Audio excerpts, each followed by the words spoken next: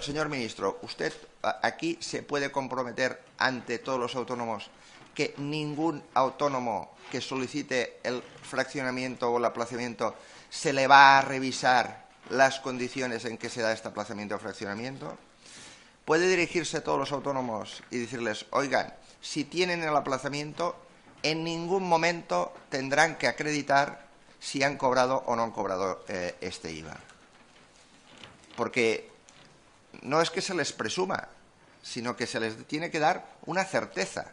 Un autónomo, cuando lo aplaza y no tiene que tener la seguridad de que en algún momento se podrá pedir comprobación de esta presunción de veracidad o de este beneficio de la duda. El beneficio de la duda es que se duda y se le da beneficio de la duda. Pero en cualquier momento se puede pedir la acreditación de esta duda.